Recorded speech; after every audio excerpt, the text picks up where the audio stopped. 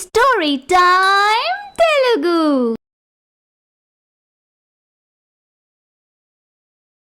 అందరికీ నమస్కారం. ఈరోజు మనం తెలుసుకోబోతున్న స్టోరీ ఇద్దరు కోడళ్ళు పార్ట్ 5. ఓ రోజు స్వాతి వీధిలో కుళాయి దగ్గర నీళ్లు పట్టుకుంటూ ఉండగా పక్కింటి శారద, స్వాతి, ఈ ఇంట్లో అన్ని పనులు నువ్వే చేస్తున్నట్టున్నావు. మీ తోటికోడలు ఏ పని చేయకుండా మహారాణిలా కూర్చొని తింటుంది. పాపం, తను చిన్నప్పటి నుండి డబ్బులో గారాబంగా పెరిగిన పిల్ల. ఈ పనులేవి తనకి తెలియవు కదా, ఎలా చేయగలదు? అవసరమైతే నేర్చుకోవాలి.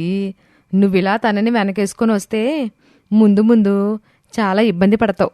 తను కూడా నీలాగే ఆ ఇంటి కోడలే కదా. అయితేలే, తను నా చెల్లి లాంటిది. తన బదులు కూడా నేనే అన్ని పనులు చేస్తాను. అప్పుడే అనుకోకుండా ఆ వైపు వచ్చి దూరంగా నిలబడి వాళ్ళ మాటలు విన్న ఐశ్వర్య, ఇన్నాళ్ళు నేను పొరపాటున స్వాతి అక్క గురించి తప్పుగా ఆలోచిస్తున్నాననుకుంటా. తను చాలా మంచిదానిలా ఉంది. ఇక నుండి తనతో బావుండాలి అని ఐశ్వర్య అనుకొని అక్కడి నుంచి వెళ్ళిపోతుంది. కానీ అప్పటికే అక్కడ ఐశ్వర్య ఉన్నది అన్న విషయం గ్రహించిన స్వాతి కావాలనే అలా మాట్లాడుతుంది. ఇక ఐశ్వర్య వెళ్ళిపోగానే శారదతో స్వాతి, దానికి పొగరు మామూలుగా లేదు. ధనవంతుల కుటుంబం నుండి వచ్చానని అహంకారం. ఏదో పాపం కొత్తగా అత్తింటికి వచ్చిందిలే అని ఊరుకుంటున్నాను. చూస్తా ఉండు, దాని పొగరు దించి దాని చేత ఇంటి పనులు ఎలా చేయిస్తాను. ఆ మాటలకి శారద షాక్ అవుతుంది. ఇప్పటిదాకా తన పట్ల ప్రేమగా మాట్లాడావు, ఇప్పుడేంటి ఇలా అంటున్నావు? ఇందాక మనం మాట్లాడుకునేటప్పుడు అది ఆ పక్కనే ఉండి వింటూ ఉందిలే.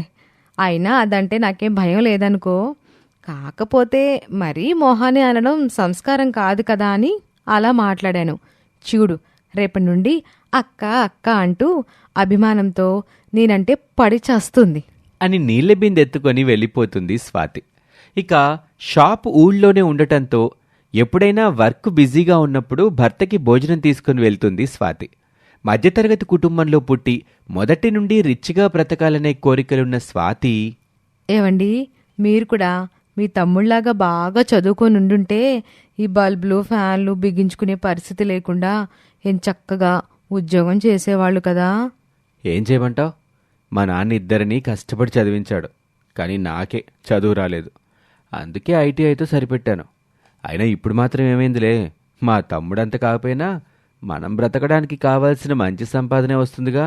ఉద్యోగం ఉంటే పట్నం వెళ్ళి పెద్ద అపార్ట్మెంట్లో ఉండేవాళ్ళం. పట్నంలో ఏముంది, పొగ పొల్యూషన్ తప్ప. ఇక్కడ చూడు ఎంత ప్రశాంతమైన వాతావరణమో. పట్నం వెళ్ళి 1,00,000 సంపాదించినా ఒకటే, సొంత ఊళ్ళో ఉండి 10,000 సంపాదించినా ఒకటే నా దృష్టిలో. ఏమీ కాదు.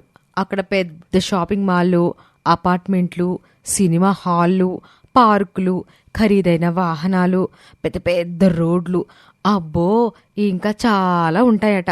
పట్నంలో ఉండాలని నాకు చిన్నప్పటి నుండి కోరికండి. ఆహా, ఆ కోరికలు ఈ జన్మలో తీరేవి కావలే గాని ఎక్కువగా ఆశపడకు. మీకు బదులు పట్నంలో ఉద్యోగం చేసే వ్యక్తిని చేసుకుని ఉండుంటే అవన్నీ అనుభవించేదాన్నండి. సర్లే, వచ్చే జన్మలో నువ్వు కోరుకున్నట్టే ఉద్యోగం చేసేవాడిని చేసుకుని అనుభవిద్దు గాని ఇప్పుడైతే అన్నం పెట్టు, ఆకలి అవుతుంది అని హరి అనటంతో స్వాతి భోజనం వడ్డిస్తుంది. ఓ రోజు ఎవ్వరూ ఇంట్లో లేరు. స్వాతి ఒక్కతే వంట చేస్తూ ఉంటుంది.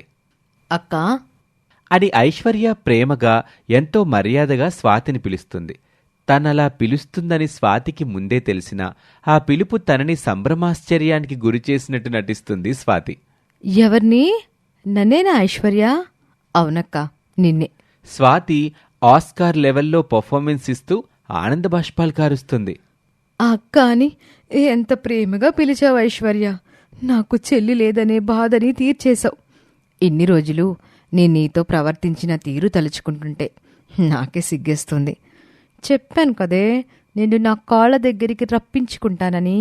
ఈ స్వాతి అంటే ఏమనుకున్నావు? నీలాంటి వాళ్ళని ఎంతమంది చూసుంటాను. నన్ను క్షమించక్క, నీతో చాలా తప్పుగా ప్రవర్తించాను. అయ్యో, నేను నిన్ను క్షమించడం ఏంటి ఐశ్వర్య? ఏదో తెలుసో తెలియకో నా చెల్లి తప్పు చేస్తే నేను ఆ మాత్రం కడుపులో దాచుకోలేనా? చెప్పు, అక్కంటే ఎవరు? అమ్మ తర్వాత అమ్మ లాంటిది కదా. థ్యాంక్స్ అక్క. ఇక్కడి నుండి మనిద్దరం కలిసిమెలిసి ఉందాం. నేను కూడా ఇంటి పనులు చేయడంలో నీతో పాటు భాగం పంచుకుంటాను. వద్దులే ఐశ్వర్య, నేను చూసుకుంటానులే. లేదక్కా, ప్లీజ్ వద్దు. నా చెల్లి పనిచేయడం నేను చూడలేను. నా మాట కాదనుకు చెల్లి. సరే అక్క. ఇంకో మాట, నువ్విలా మారిపోయినట్టు ఇంట్లో వాళ్ళకి తెలియనివ్వకో. ఎందుకక్క? నీలో సడన్గా వచ్చిన మార్పుని ఎవరూ నమ్మలేరు, నాటకమేమో అనుకుంటారు. అవును, అది నిజమేనక్కా. అందుకే సమయం చూసుకొని నేనే నీ గురించి ఇంట్లో చెప్తాను. అప్పటి వరకు అందరూ ఉన్నప్పుడు నాతో మామూలుగానే ప్రవర్తించు. సరే అక్క అని ఐశ్వర్య అంటుంది. పాపం స్వాతి ఎత్తుగడ ఐశ్వర్యకి తెలియదు. అలా ఆ రోజు నుండి ఐశ్వర్య స్వాతితో చాలా ప్రేమగా ఉంటుంది. స్వాతి ఏం చెప్పినా వినేది. ఐశ్వర్య తన నగలు, ఖరీదైన చీరలు స్వాతికిస్తూ ఉంటుంది. ఒకరోజు పుట్టింటికొచ్చిన స్వాతి తన వేసుకున్న నగలన్నీ అందరికీ కనిపించేలా చీరను సవరించుకుంటూ ఊళ్ళో వాళ్ళందరినీ పలకరిస్తూ తల్లి కమలతో కలిసి వీధిలో నడుచుకుంటూ వెళ్తూ ఉంటుంది. దారిలో స్వాతి చిన్నప్పటి స్నేహితులైన లత, రేణుక స్వాతిని చూస్తారు. ఒకప్పుడు తక్కువ ఖరీదు ముతక చీరలు కట్టుకుని తిరిగిన దీనికి అత్తింటికెళ్ళాక ఎంత అదృష్టం పట్టిందో చూడు. ఆ పక్కనే ఉన్న రేణుక, అవునే, కోతికి కొబ్బరి చిప్ప దొరికినట్టు ఖరీదైన నగలు, చీరలు దీనికి మాత్రమే ఉన్నట్టు ఇంకెవరికి లేవనుకుంటోంది. తెగ తిప్పుకుంటా తిరుగుతోంది అంటూ ఇద్దరూ మూతులు తిప్పుకుంటారు. ఏంటే స్వాతి, ఎలాగున్నావు? బాగున్నానే, మీరెలా ఉన్నారు? బ్రహ్మాండంగా ఉన్నాం. ఏంటే ఈ చీరలు, మెడలో నగలు కూడా లేవేంటి? నన్ను చూడండి ఎలా ఉన్నాను. అవునా, కానీ చూసేవాళ్ళకి అలా అనిపించడం లేదే. చిన్నప్పటి నుండి చీరలకి నగలకి మొహం వాచి నీ నగలతో పాటు మీ అత్తింటి వారికి తెలియకుండా వాళ్ళందరి నగలు కూడా వేసుకొచ్చి ఫోజులు కొడుతున్నావేమో అనిపిస్తుంది అని స్వాతికి సెటైర్ వేస్తారు లతా, రేణుక. వీళ్ళ మొహాలు మండ, నన్నిలా చూసి కళ్ళు మండిపోతున్నాయి వీళ్ళకి. నా నగలు చీర చూసి ఈర్ష్యపడుతున్నారు. అమ్మాయి పద, ఇంటికెళ్ళాక నీకు దిష్టి తీయాలి. పాడు కళ్ళు మొత్తం నా కూతురి మీదే ఉన్నాయి అని కూతుర్ని తీసుకుని ఇంటికి వెళ్ళిపోతుంది కమల. కూతురికి దిష్టి తీస్తూ, కమలా, ఆ రోజు నాకీ పెళ్ళి ఎందుకు చేశారని మాపై కోపడ్డావు. ఇప్పుడు చూడు ఎంత అదృష్టం పట్టిందో నీకు. ఇది మాత్రం ఎన్నాళ్ళుంటుందిలే. ఆ ఐశ్వర్య మొగుడుతో వేరు కాపురం పెట్టించినంతవరకే కదా. ఆ అపసగనపు మాటలు ఆపవే. కాస్త మంచిగా ఆలోచించు. దాని చేత వేరు కాపురం పెట్టించకుండా ఉండేందుకు నీ తెలివితేటలు, నీ పథకాలు నీకున్నాయి కదా. అదే నా ధైర్యం కూడా. కానీ ఎన్నాళ్ళని దానికి నా ప్లాన్లు తెలియకుండా ఉంటాయి చెప్పు. ఏదో ఒకరోజు తెలిసిపోతే అప్పుడేం చెయ్యాలి? అప్పుడు తెప్పలు అప్పుడు చూద్దాంలే.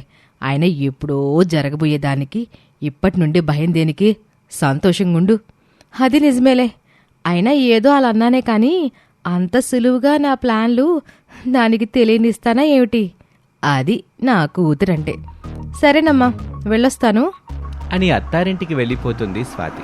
ఇక ఆ తర్వాత ఏం జరుగుతుందో వచ్చే భాగంలో చూద్దాం.